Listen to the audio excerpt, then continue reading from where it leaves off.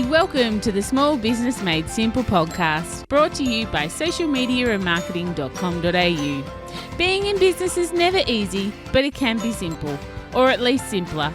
Join me, your host Jen Donovan, every week where we focus on marketing, social media, and working towards simplifying your business. You with me? Let's do this. If you're gonna dream it big, 'cause someone out there listening. Everyone's got a voice to give, and it's time I heard you whistling, 'cause there's no point at all, in dreaming small. Way, hey there, my fabulous listener. Welcome to episode 256 of the Small Business Made Simple podcast. Today, we are talking about the Profit First method with my amazing guest, Amy Bett. I can't wait for you to hear all the gold that Amy has got to tell us today. But thank you for listening to my podcast. I know you have lots of choices out there, and I really do appreciate you lending me your ears today. If you enjoy this podcast, then I would love for you to take a screenshot and tag me on social media so I could get to know you, just like you get to know me a little bit every single week. And maybe you could even tag Amy Bett in that one as well, considering she's our amazing guest. Any links that is mentioned in the podcast you can find at the show notes, and the show notes for this episode are available at socialmediaandmarketing.com.au/256. Couple of things before we get into listening to Amy's amazing chat with us all around the Profit First method. Firstly, did you go and have a listen to last week's episode already? Last week was all about 21 ways to grow your Facebook presence in 2023, because Facebook isn't dead in the water and is very much alive if we as small business owners use it wisely. So I had 21 hints last week in the episode 255. Head back there if you haven't had a chance to listen to that, after, of course, you've listened to this week's episode. Of course, a shout out to this week's sponsor, Seller Dash. Seller Dash develops high quality e-commerce apps and modules to boost profit, increase conversion, and save you time. They have an app for Shopify sellers. So if you have a Shopify store, come back to me here. This one is for you, because it takes away your pain when it comes to printing Australia Post labels.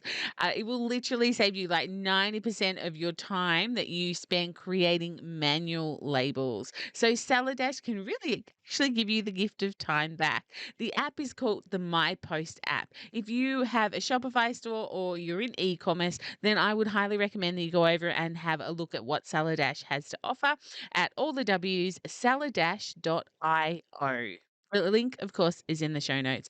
And finally, before we get chatting, I would like to tell you again about my 4-week email marketing masterclass that's happening in September.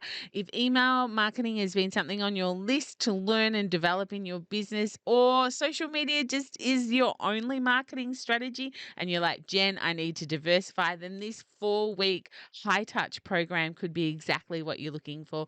You can find the link, of course, in the show notes to learn more about it, or you can go to bit.ly/email masterclass with Jen.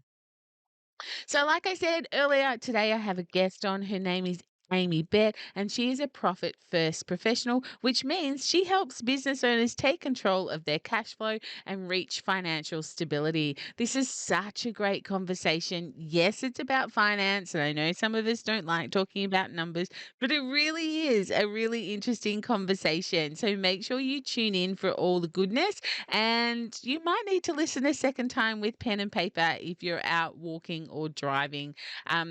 Amy just has so much gold for us in this interview. I loved our chat. I hope you do too. So here's my chat with Amy. Hey, Amy, welcome to the podcast. Thanks for joining me today. Thank you, Jen, so much for having me. I'm thrilled to be here. Oh, so good, so good. And we've just had such a great conversation. We've got so many, like people talk about 6 degrees of separation. I think we had 1 degree of separation, but yeah, so happy to have you on the podcast. But for my listener who may want to know more about you or may not have come across you before, can you tell us a little bit about yourself and your business? Yeah, sure. Firstly, Jen, you live in my favorite place in the world, and I'm so jealous. I'm still getting over that part of our initial conversation. But for anybody that doesn't know me, hello, my name is Amy Bett. I am the founder of Lady Without Limits.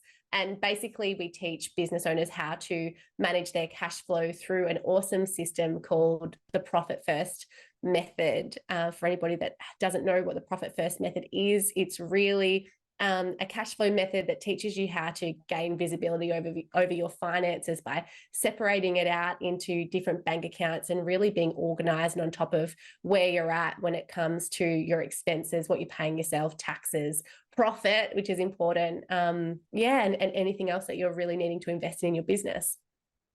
Yeah, beautiful. So how did you get there, Amy? Like what is your start wherever you like, but what does that journey sort of look like for you? Were you good with money, bad with money? How did that all come about for you?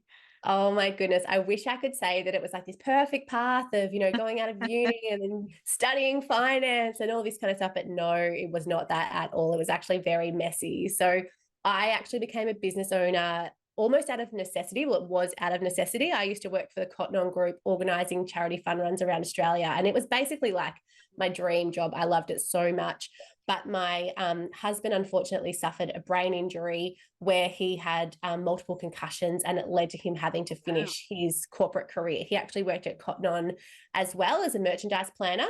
And so it was at this very weird time of our lives where we'd just gotten married, we'd just been on a honeymoon, we just bought a house, and I was pregnant with my second child, Annie. I had another child, Lily, when I was a young mum at 20, but I was about to have Annie, and we basically had no income that was coming in because I was about to go on maternity leave or have this baby, and he was finishing up in his job to get better. But the problem was he also couldn't look after Annie because he had to go through recovery. So we needed to really pivot very quickly and figure out what our plan was. And so I was like, oh my goodness, I've got all of these amazing event management skills. I've got great corporate partners in Geelong at the time, where we were living in Geelong.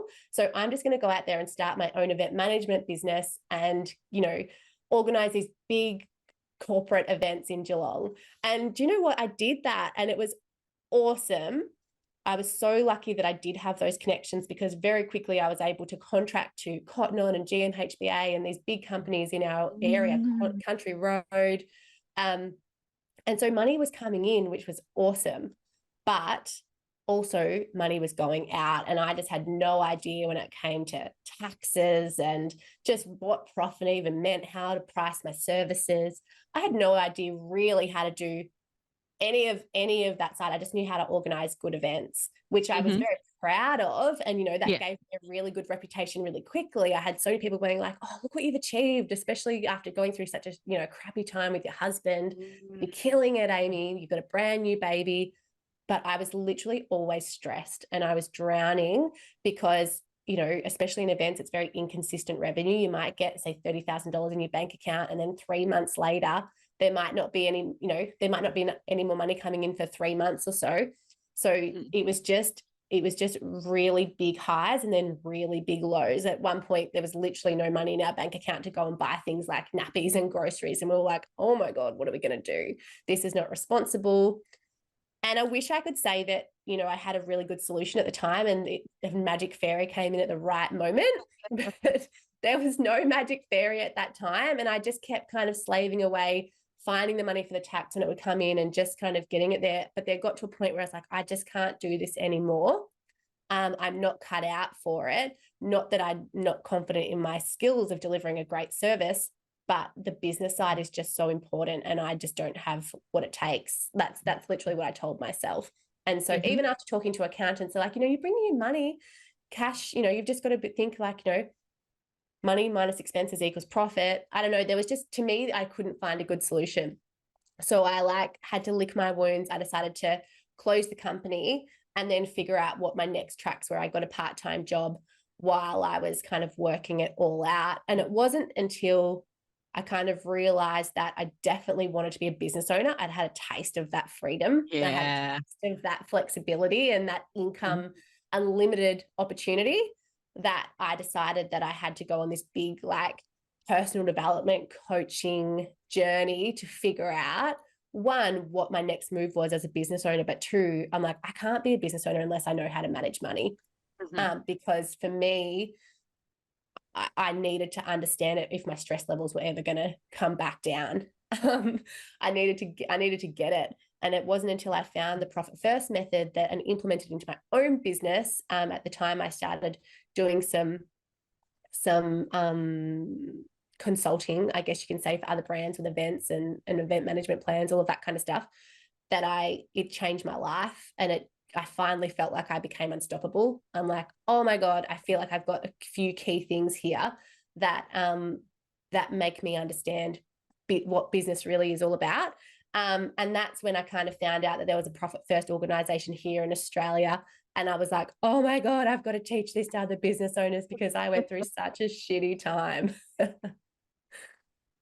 Yeah, right. That's yeah, a huge story, and I'm sure that that has really helped the success of your business because you've been there, you've done that type of thing. It's yeah, you're just not thought up this magical formula that you've never implemented in your own business. So thank you so much for sharing that. That is a very heartfelt story to share. So thank you. I do appreciate that for sure. But Profit First, let's dive in to that. So you mentioned in the first little intro that you're doing something about bank accounts. Now, when I've been stalking your socials and your website, you've mentioned this a couple of times about having different bank accounts. Can you maybe deep dive a little bit for us as to how many or what that looks like or what you mean by that? Yeah, sure. So, one of the biggest things that I find when I'm talking to business owners is they just don't have clarity over their finances. And when you Mm, break it all down, one of the biggest problems is because it's all lumped into one or two bank accounts. And what happens is you get this false sense of security when there's money in the bank, thinking that you've got money to spend. And so we spend on other things that we need, or we think we need for the business. Whatever that may be, whatever you want to spend money on, but we often aren't considering things like our tax or paying ourselves properly or having profit in the business, and so we easily spend a lot of those things in our business. And it's not until we get to tax time that then we get the tax bill and we're like, oh, okay, where's that money? So what the Profit First method is really good at is it's giving you a structure of bank accounts to really take care of those key things that as a business owner you're responsible for paying and taking care of. So that is your operating expenses, you're paying yourself your owner's pay, profit, taxes, and then having like emergency savings on the side as well. And so the Profit First structure is really good at, I guess, giving you that clarity to doing a cash flow analysis on your business to understand how your business is actually performing right now, and then determining what bank accounts you need for your business to thrive. So every business needs a minimum of 5 bank accounts. And that is wow. I Okay. know it sounds like a lot, but trust me, once you get in the process and you start allocating it into it, it doesn't feel like a lot at all, but that's an income account. So that's where all of your cash flow comes into, and then nothing else comes out of it. And so that one account gives you so much more control over your money, because how often do you open up your bank account and then all of these expenses have come out of your income and you don't even really see a lot of that income because it's just gone again.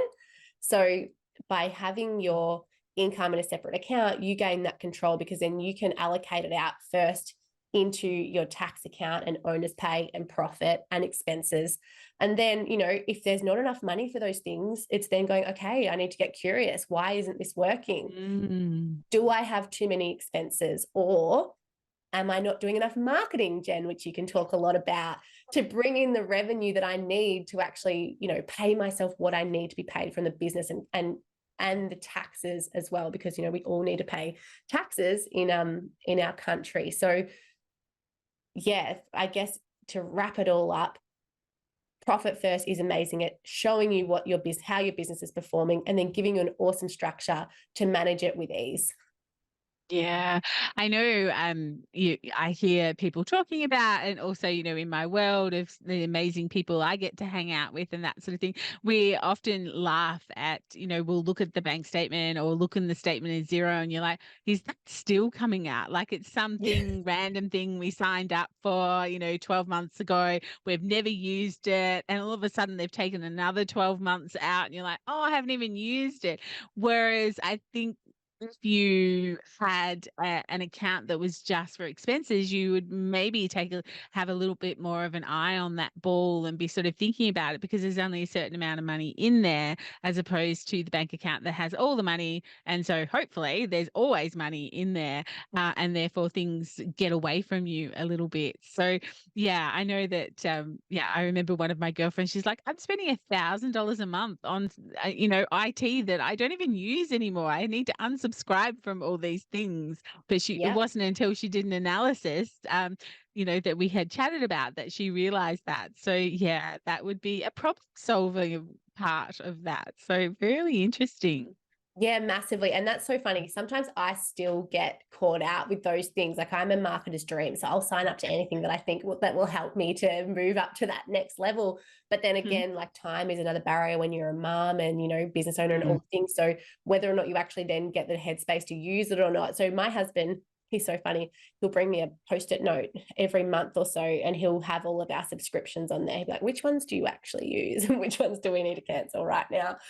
So I do have a bit of that accountability from him. But at one point I can resonate because I did have about $1,000 a month of software and tools that I wasn't using properly. And when you have everything separated, as you said, in your expenses account, there's not as much money in there, I guess, as there would, as you said, if you've got it all lumped together. So you do get way more resourceful. Yeah, yeah. And I think, sometimes you have to see it as well. So you see it sort of going down a lot quicker. So yeah, I love that. I'm sure that, during your course, you would dig a lot further into that. But thank you for sharing just that, level with us today. Why do we find it so hard to control our money? Or why is cash flow just something that people, no, it's a little, well, I think it's a little bit like marketing. They're like, yeah, I know I should do it. Why is that? Why do they just, why are people so flippant, I guess, with thinking about their cash flow? I think there's a couple of different reasons. I think, particularly in Australia, but I know that this is a worldwide thing, we often don't get into business because of the money as such, or the marketing as such. We get into business to deliver the service or the product that we designed, and we're so thinking about Do that the thing that we thing. know we're good at. Yeah, do that thing. And also in our country, there's a bit of tall poppy syndrome is not the word, but we're humble people, and we hate to sometimes also think that we're really focused on money. So it's like, oh, I'm just here to do a good thing. I'm here to deliver a great service. It's not really about the money. But then we trick Yeah. ourselves that we don't need to really learn about the money. That's an afterthought. That's like at the bottom of the list, when actually, like marketing, money is really, really important in business, because without money, there's no business. We can't do the awesome things that we set out to do. We can't buy the products and the inventory. We can't, we can't pay a team. We can't really do much without money. So it becomes really important to manage it properly. I think mindset also comes into it as well. If people haven't really had a finance head on their shoulders, like I didn't, often we tell ourselves, I'm not good at money, I can't do money, therefore we just shut down, and we Yeah. don't really take those action steps to get in control or get that visibility, because we just don't think we've got it in us. But in reality, the funniest thing is it's actually not that hard. Once you've got a simple structure in place, and you know how to download your financial reports and read them really simply. Like I can teach business owners how to read their financial reports and understand the health of their business in literally 20 minutes. That's all it Wow. takes. And so with that simple process, you can check in every 3 months, have visibility over your business, have a simple bank structure where you then keep your finances organized so you're not accidentally spending your tax and everything. Yeah, and be in a much better position. So yeah, it's not as hard as people think, but I think people think that money's hard. Do you think they're afraid of what they might see if they print out a profit and loss? That they're kind of Oh, like, oh, I'm too scared to look at that. I don't really want to know. 100%, because people always know what's going on without having the full visibility. They know that things aren't as great as what it seems, but it's just scared of not having the awareness or that clarity. So they're like, it's working because I'm able to just scrape by or just pay my bills, or I made a profit last month, so there's money in the bank account, so it must be okay. But just getting that awareness and that clarity gives you so much more empowerment in your business. And what I find is that people that have been scared because they know deep down that things aren't awesome, they'll get a slap in the face for a second, but then they'll feel so relieved because they've got a way forward, because they understand what to do next. Then they've got a solution or a path to improvement. And that to me is, if you can just get past that scaredness and go, no, I'm a business owner, which means I've got to put my big panties on and I've got to face it, and finances are important, as is marketing, like we talked about before. You know, these two things are crucial to our business. Then I've got to be the leader of the business, the CEO of the business, and actually lead the business. And those are the two things that really are the most important things. Yeah, I totally agree. I think that some of us, we are too afraid to print it out and to look at it. And maybe we don't know what we're looking at, which is where, 20 minutes, someone, you can explain it to them in 20 minutes type of thing. I think that's just fantastic. Just, you don't need to look at everything. I'm sure there are bits and pieces you just need to know and to watch in order to build your business. But I was really surprised. I collaborated with 4 other amazing entrepreneurs of Australia last year, and we did the 2022 Big Small Business Survey. And I pulled out the regional data because I'm a regional girl. And when I was analysing the regional data from that survey, it was something like 54% of rural businesses weren't paying themselves a consistent wage. And I was like, why are you in it? Yeah. It was kind of like, maybe they're side hustles, maybe I need to give them cred. There wasn't a question to say, is this your full-time business or is this your side hustle? So maybe, they are an employee and they have a side hustle, and they answered the survey as, a business owner that perhaps wasn't full-time in their business. But it was kind of like, wow. And I think, on average, their average turnover was bit under $60,000. So I'm like, well, okay. But there was some really interesting data that came out of that. But, I know that we've had a few guests on the podcast before talking about, you have to pay yourself a wage. Otherwise, why are you in business, sort of thing? We can't do it for the love of it, like you said. But until you know that number, you don't know what you can and what you can't pay yourself for. I'm writing a book at the moment all about marketing your country business or your business in the country.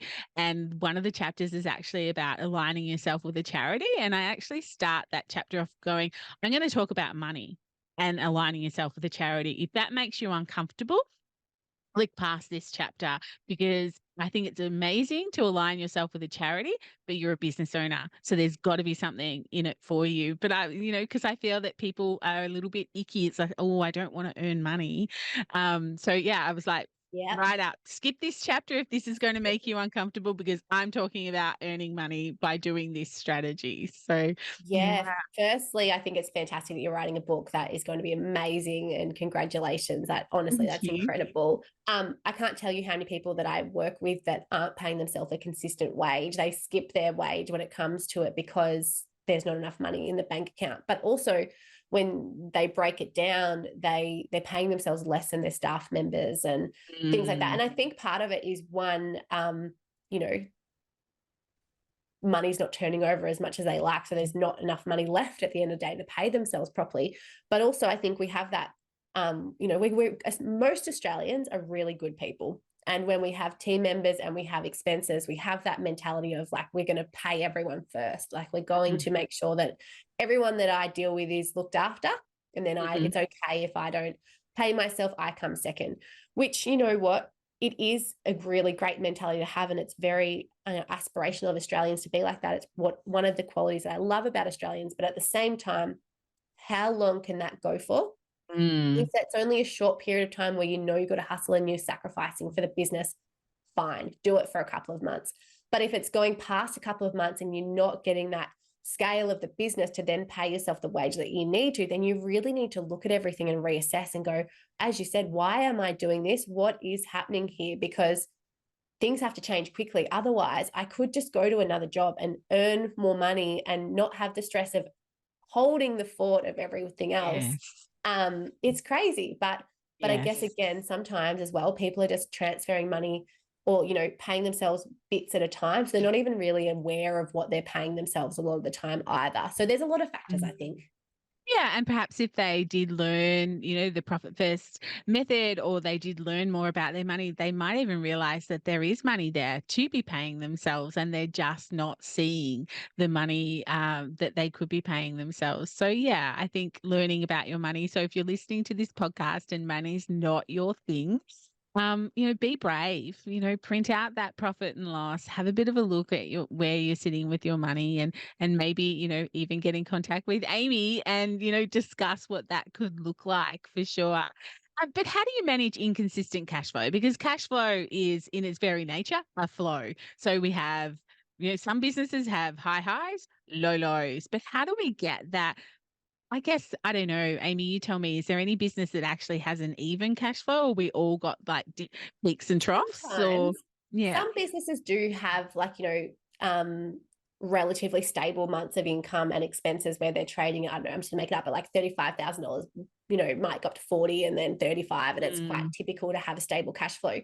But a lot of businesses aren't like that. And as you said, mm, they have peaks and troughs. And I think also that confuses business owners because they don't really know where they're at financially because of those peaks and troughs. Like, well, I know I have good months, but then I have really bad months, or, lower months of revenue. I don't really like the word bad. And then they're like, well, I just don't know where I'm at. I don't know how much I can afford to invest because I'm just confused, right? But one way that we teach to be able to get an understanding of inconsistent cash flow is to manage your cash flow using averages. So that's looking at a period of time. 12 months is a good amount. You can do it on 6 months or 3 months if you haven't got that data. But looking at, your revenue over that, say, 12-month period, dividing it by 12 and going, what was my monthly average revenue? And then what's my monthly average expenses? Because then if you look at it on averages, it just kind of, hate to say it, but it averages out. So you can get your expenses to a point that suits that average income. And so then when you have better months, it's just going to leave a surplus of money in the expenses account to pay for those lower months. Another really brilliant thing that you can do is you can account for those lower months. Like if you have a seasonal business and you know that your revenue, for example, is a lot less in winter, you can look at those averages, and then you can have a drip account, which is a separate bank account, and you can actually be putting a percentage of cash flow every allocation, whether you do your transfers weekly or fortnightly or monthly, whatever suits your business, but you can understand it and then put a percentage of cash flow into that drip account so that when you do have that lower months, you've got a buffer of money there ready to go to account for it. yeah, such great advice. I love this. I've really loved this conversation. Thank you so much, Amy, for coming on and sharing all your wisdom with my listener, and I guess, maybe even giving them a nudge to go and have a look at their P&L, or go and have a look at their bank account and do some analysis. And I guess reach out to someone if they feel that they need help. But any final bits of wisdom, or anything we haven't sort of touched on that you would like to touch on before we finish up? I think really it's just reiterating, just don't be scared about money. It's not as hard Mm. as what you think it is, honestly. Once you get a simple system in place, you really will feel so much better about your entire business and your own capability. So just take that first step, just to be like, I know I need money's important in my business, recognize it, and get that clarity. Because once you do that, yeah, you've just got so much more empowerment and awareness over your business, and things just become better. So that's just my little pep talk at the end of the episode. Beautiful. Oh, thank you so much for coming on again and sharing everything you've shared. If my listener would like to get in contact or learn a little bit more about the courses and the programs you run, where's the best place to contact Amy? Yeah, sure. So if you head to my website, amybet.com, amybett.com, you can go on there and there's a free masterclass that you can actually sign up and watch within a day or two. I actually go through the entire process of how to set up, what bank accounts you need for your business, how to allocate your cash flow. It's quite informative. So that's a really good place to start. There's also other information on my website if you do want to come and join our community and be part of a part of my program. But I always tell people, go and utilize the free information first. Go and watch the masterclass, and just get yourself familiar with what having an understanding of cash flow can really look like. Yeah, beautiful. And you've got a podcast as well. Can you tell us a little bit about that? Yeah, sure. So I've got the Lady That Limits podcast, and really it is an awesome platform where I talk with one of my co-hosts who is over in the US, Mallory, and we talk all things money and marketing. She's the marketing guru. I love talking about money, and we just have a good riff about business, the highs and the lows, and some stories in between. So that's a weekly podcast. To be honest, it hasn't been live for the last couple of months because there's been so much going on with my side hustle, but we're recording now that it's the new financial year. We're recording some new episodes that'll be live in the next couple of weeks. Yeah, beautiful. Okay, I will have the links to all of that in the show notes. But otherwise, thank you again for coming on. It's been a great conversation. It sounds amazing, and I am going to go and print off my profit and loss and have another look as well, just in case there's some things snuck in there. So thank you for the nudge. And thank you so much for having me. I've absolutely loved getting to know you and this conversation too. Yeah, pleasure. I hope you really enjoyed that. And like me, you head to your financial statements now to have a bit of a look see to see what you can find and really just think, sit back and have a think about that profit first model and what it looks like for your business. How could that transform your business? I'm sure Amy would love to get in touch if you've got any queries or questions or want to learn more.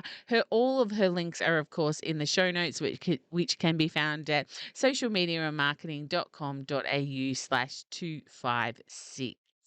If you'd like to continue the chat, then I would love for you to join me in my Facebook group, Like Minded Business Owners. Head over there and let's chat more about everything, all about small business, or we can chat about finances and the profit first model as well. But that's it for episode 256. If you love this episode, can I ask a really big favor? Could you take 30 seconds out of your day and leave me a rating and a review if you're listening anywhere where you can actually do that, which I think is mostly in Apple Podcasts, but I'm sure on Spotify you can leave me a little comment as well. Because one of the goals of mine is to reach more people with this podcast, and the year is closing out fast. So I need to lift my game there as well. But by leaving me a review, you can help me just a little bit to achieve that goal. I will, of course, be back next week for episode 257. Thanks again to Seller Dash for sponsoring today's episode. Don't forget to look up their amazing time saving Shopify app. Or if you're in e-commerce or have a Shopify store, of course, go and check them out at sellerdash.io. It could be one of the best things you do in business today. And don't forget about checking out all the details for my email marketing masterclass. You can find them at bit.ly/email masterclass with Jen, or just come to the show notes and get the link there. In the meantime, if we aren't hanging out on social, let's get social on social. You can find me on Instagram, Facebook, LinkedIn, and of course you can find me on Threads as well. But whatever you do, remember, my small business peep, as my opening song says, there is no point in dreaming small. No time like the present. Tell it like you feel it, say it proud, be true, and let us see you for the star that you are. No point in dreaming small. I would like to acknowledge the traditional custodians of the land, the Yorta Yorta people, on which I record this podcast and conduct my business today, and pay my respects to their elders, past and present. I extend this respect to the Aboriginal and Torres Strait Islander people here with us today as well.